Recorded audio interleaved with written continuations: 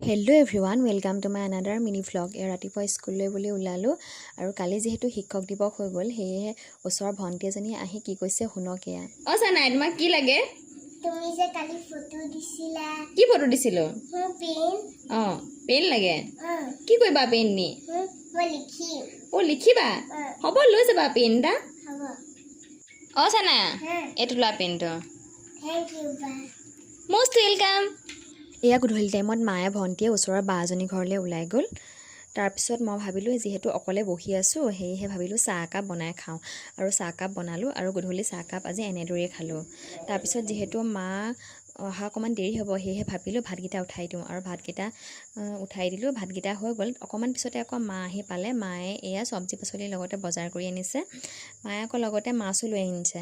তাৰপৰা মাছখিনি সোনকালে বাচি কাটি বাচি মেলি হ'ল। বাচি মেলি হোৱাৰ পিছত শাকো আনিছিলে, আলু, শাকে আলুৱে ধুনীয়াকৈ মাছৰ লগত বনাবলৈ ৰেডি কৰি দিলোঁ আৰু ৰাতিলৈ আজি এনেদৰে ভাতকেইটা খালোঁ। আজিলৈ আহোঁ, বাই বাই, গুড নাইট।